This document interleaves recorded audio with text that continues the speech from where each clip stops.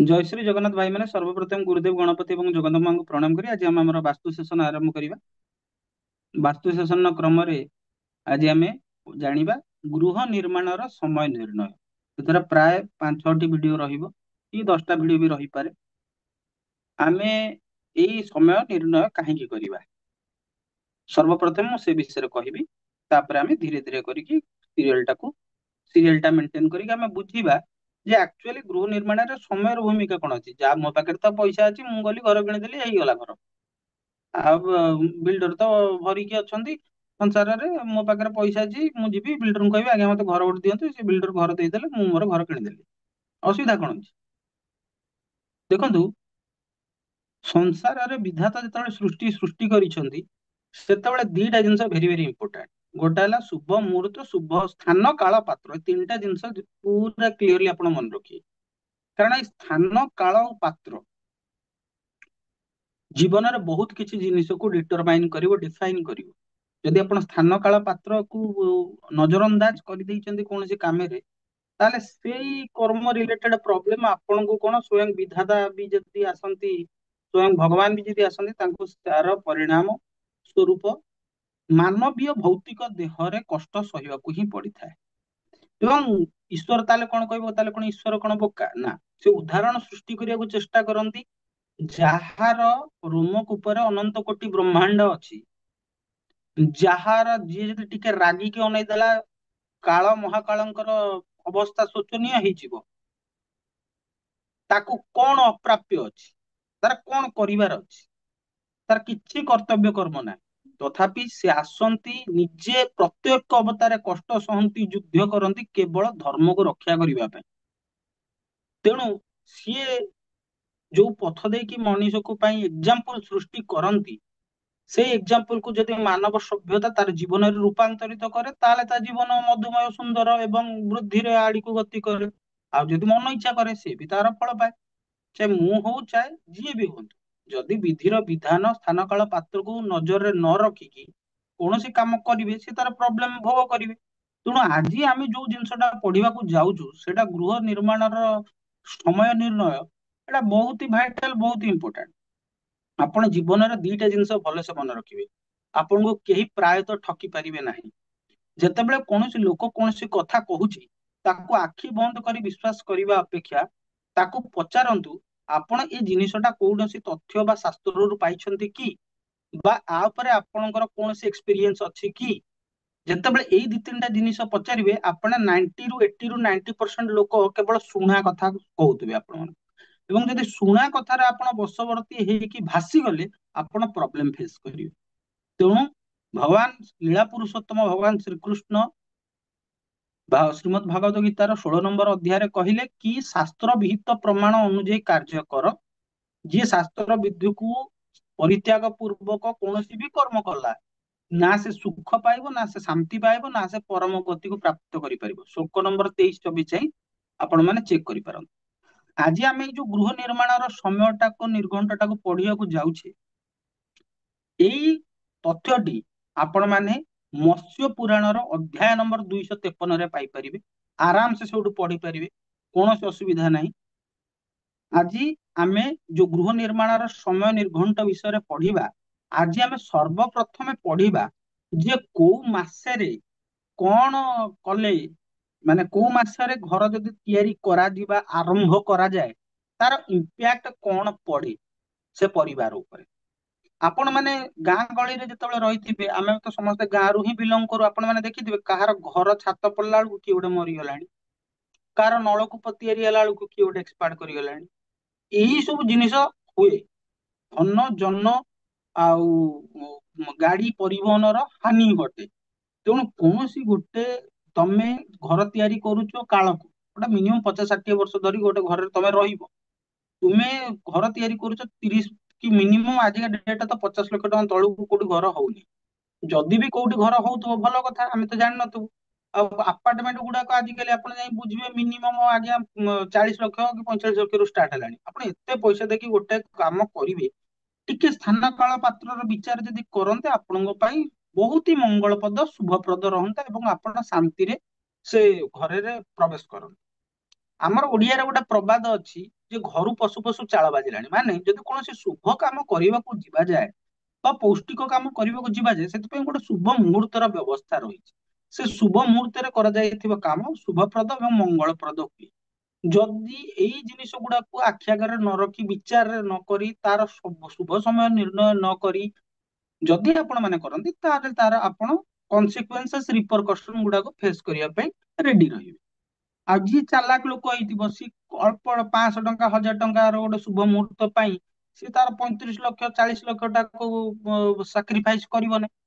ଆଉ ଯିଏ ଜ୍ଞାନୀ ଲୋକ ହେଇଥିବ, ନିଜେ କରିପାରିବ, ବହୁତ ଭଲ କଥା। ମୁଁ ତ ଅଲରେଡି ରେଫରେନ୍ସ ଦେଇ ସାରିଲାଣି, ମତ୍ସ୍ୟ ପୁରାଣର ଅଧ୍ୟାୟ ନମ୍ବର 253ରେ ଆରାମସେ ଯାଇ ଆପଣ ମାନେ ପଢିପାରିବେ, ଏଠି ତ କିଛି ଲୁଚା ଛପା ନାହିଁ।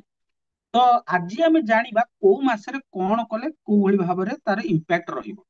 ସର୍ବପ୍ରଥମେ କହି ରଖେ ସର୍ବପ୍ରଥମେ କହି ରଖେ ଯେ ଆମେ ହେଲୁ ସନାତନୀ। ସନାତନ ଧର୍ମର ଯୋଉ ଶାସ୍ତ୍ର ଗୁଡାକ ଅଛି, ସନାତନ ଶବ୍ଦକୁ ଯଦି ଆପଣ ମାନେ ଡିକ୍ସନାରୀରୁ ଖୋଜିବେ, ତାର ଅର୍ଥ ହଉଛି ଚିରନ୍ତନ, ଯାହା ଆଦି କାଳରୁ ଚାଲି ଆସିଛି, ଏବେ ବି ସେଇଆ ରହିବ, ଆଗକୁ ବି ସେଇଆ ରହିବ। ଆମେ ଯେତେବେଳେ ନଥିବା ବି ସିଏ ସେଇଭଳି ରହିବ। ଶାସ୍ତ୍ର କାଳଜୟୀ, ଶାସ୍ତ୍ର କେବେ କାଳର ଭୟରେ କୋଉଠି ନତମସ୍ତକ ହେଇନାହିଁ। ଶାସ୍ତ୍ର ସଦାବେଳେ ସଦା ସର୍ବଦା ସତ୍ୟ କହେ ଏବଂ ଶାସ୍ତ୍ର ସୁନୀତି ଆଉ ସୁନିୟମ କାହାକୁ ବାଧ୍ୟ କରେନି। କିନ୍ତୁ ଯିଏ ମଙ୍ଗଳ ଚାହିଁବ ସେ ନୀତି ଆଉ ନିୟମକୁ ମାନିକି ଚାଲିବ। ତା ଦ୍ଵାରା ତା ଜୀବନରେ ବୃଦ୍ଧି, ଶାନ୍ତି, ଯଶ, ଏଇଗୁଡା ଯୋଉଗୁଡାକ ମାନବ ଜୀବନକୁ ନିତ୍ୟାନ୍ତ ଭାବରେ ବଞ୍ଚିବା ପାଇଁ ଦରକାର, ସେ ସେଗୁଡାକ ପ୍ରାପ୍ତି କରିବ। ଠିକ, ଧନ୍ୟବାଦ। ଗୃହ ନିର୍ମାଣର ସମୟ ନିର୍ଣ୍ଣୟ।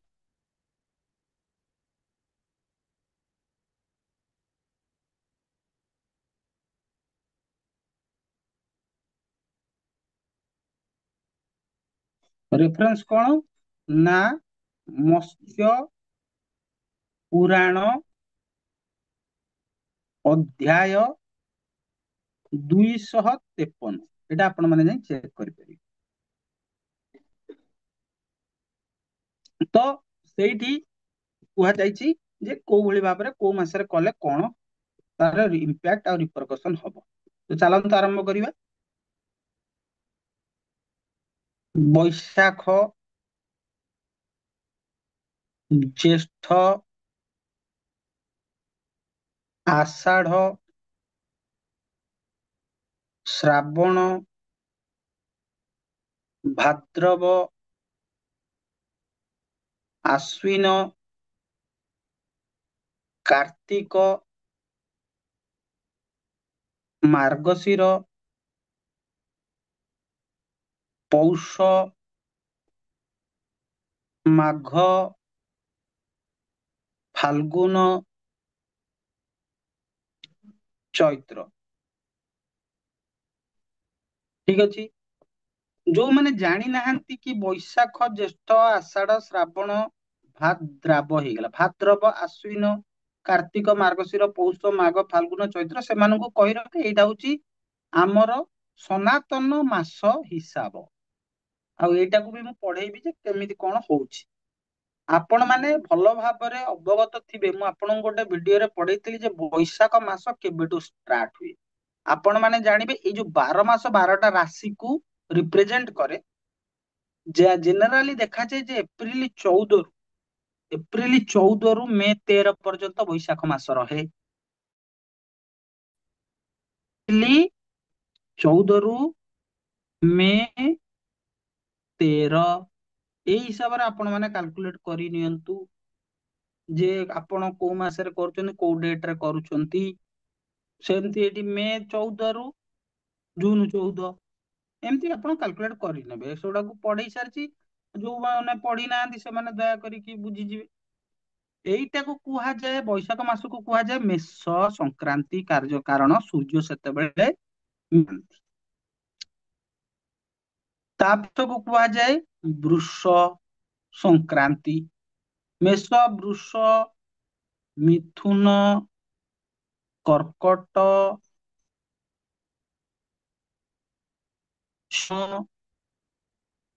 କନ୍ୟା,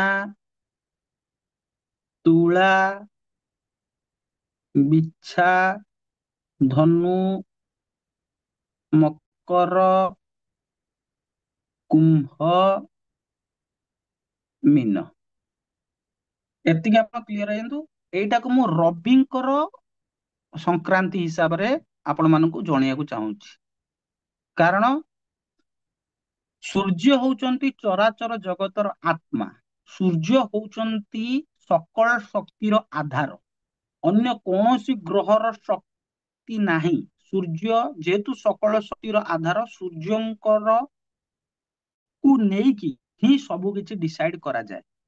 ତେଣୁ ଏବେ ଆପଣ ମାନେ କ୍ଲିୟର ହେଇଗଲେ ଯେ ମୁଁ ଏଠି କାହିଁକି ମେଷ, ବୃଷ, ମିଥୁନ, କର୍କଟ, ସିଂହ, କନ୍ୟା, ତୁଳା, ବିଛା, ଧନୁ, ମକର, କୁମ୍ଭ, ମୀନ ତାର ରେସ୍ପେକ୍ଟିଭ ମାସ ଦେଖିଲି। ଏ କନସେପ୍ଟ ଟା ଆପଣ କ୍ଲିୟର ହେଇଯାଆନ୍ତୁ। ଯୋଉଠି ଯଦି କିଛି ଡାଉଟ ଅଛି ପଚାରିବେ, ମୁଁ ଭାବୁଛି ପଢେଇ ସାରିଲା ପରେ କିଛି ଡାଉଟ ରହିବ ନାହିଁ। ଏବେ ବୈଶାଖ ମାସରେ ଯଦି କୌଣସି ଲୋକ ଘର ଆରମ୍ଭ କଲା, ତାହେଲେ ତାକୁ ଧେନୁ ବା ଗାଈ ବା ପଶୁ ମାନେ ପ୍ରାପ୍ତ ହେବେ ଆଉ ରତ୍ନ ପ୍ରାପ୍ତି ହବ। ଯଦି ଜ୍ୟେଷ୍ଠ ମାସରେ ଘର କାମ ଆରମ୍ଭ କଲା, ତାହେଲେ ତା ଘରୁ କିଏ ଗୋଟେ ମରିବ, ମୃତ୍ୟୁ ପ୍ରାପ୍ତି। ଏଗୁଡାକ ଶୁଣିବାକୁ ଖରାପ ଲାଗୁଥାଇପାରେ, କିନ୍ତୁ ଶାସ୍ତ୍ରରେ ଏଇଆ ଦେଇଛି। ଆଷାଢ ମାସରେ ଯଦି କିଏ ଘର ଆରମ୍ଭ କଲା, ତାହେଲେ ତାକୁ ଚାକର ବାକର ଆଉ ରତ୍ନ ପଶୁ ପ୍ରାପ୍ତି ହବ। ଠିକ ଅଛି। ଯଦି ଶ୍ରାବଣ ମାସରେ କିଏ ଘର କଲା, ତାହେଲେ ତାର ବହୁତ ଚାକର ରହିବେ। ତା କାମ କରିବା ପାଇଁ ତାକୁ ବହୁତ ଚାକର ବାକର ମିଳିବେ। ଯଦି ଭାଦ୍ରବ ମାସରେ କିଏ ଘର କଲା, ତାହେଲେ ତା ଘରର ବହୁତ କିଛି ଜିନିଷ ହାନି ହବ। ଯଦି ଆଶ୍ୱିନ ମାସରେ କିଏ ଘର କଲା, ଆରମ୍ଭ କଲା, ତାହେଲେ ତାର ପତ୍ନୀର ନାଶ ହବ, ବା ପତ୍ନୀକୁ ପ୍ରୋବ୍ଲେମ ହବ, ବା ତାର ଯଦି ମାନେ ପତ୍ନୀର ନାଶ ମାନେ କଣ, ମାନେ ପତ୍ନୀ ଉପରେ ବ୍ୟାଡ ଇମ୍ପାକ୍ଟ ପଡିବ, ତା ପାଇଁ ଭଲ ରହିବନି ଆଉ କଣ, ତା ଜୀବନ ଯିବାର ସମ୍ଭାବନା ରହିଛି। ଯଦି କାର୍ତ୍ତିକ ମାସରେ କିଏ ଘର ଆରମ୍ଭ କଲା, ତାହେଲେ ଧନ ଧାନ୍ୟ ପ୍ରାପ୍ତି। ଯଦି ମାର୍ଗଶିର ମାସରେ କି ଘର ଆରମ୍ଭ କଲା, ତାହେଲେ ଶ୍ରେଷ୍ଠ ଭୋଜ୍ୟ ବସ୍ତୁ ପ୍ରାପ୍ତି।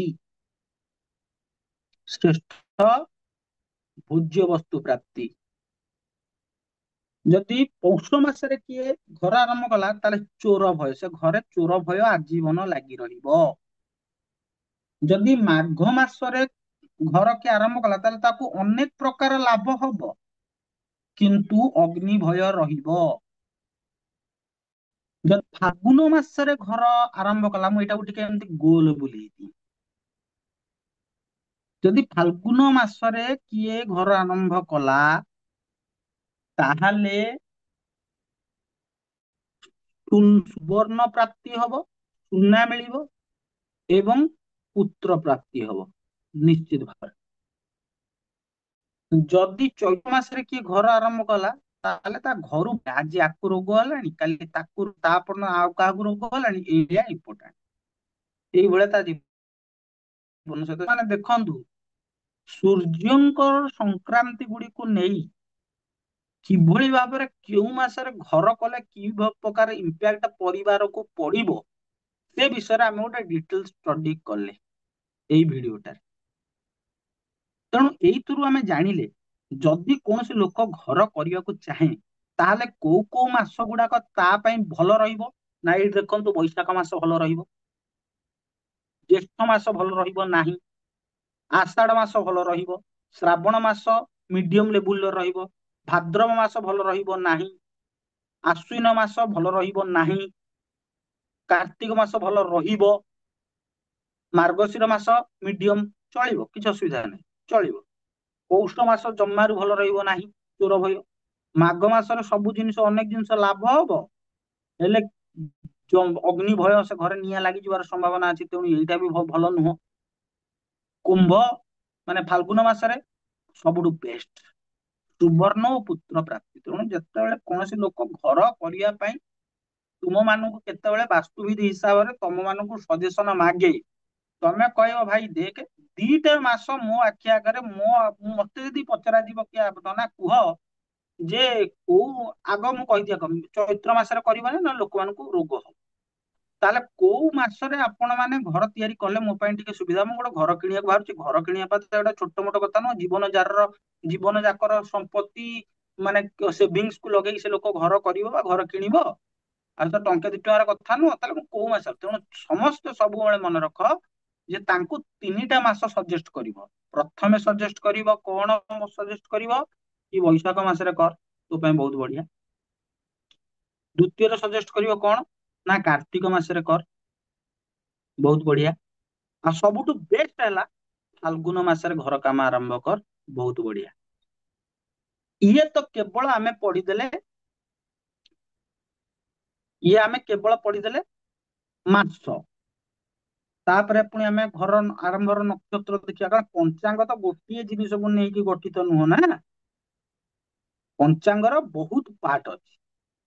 ତେଣୁ ଆମେ ଆଜି ପଢିଲେ ମାସ, ଆମେ ନେକ୍ସଟ ଭିଡିଓ ଗୁଡାକରେ କଣ କଣ ପଢିବା ନା ଗୃହ ଆରମ୍ଭ ସମୟ ନିର୍ଣ୍ଣୟ ହିସାବରେ, ନା ନକ୍ଷତ୍ର, ବାର, ଯୋଗ, କରଣ, ଠିକ ଅଛି ନା, ଏଇ ସବୁ ଜିନିଷ ପଢିବା।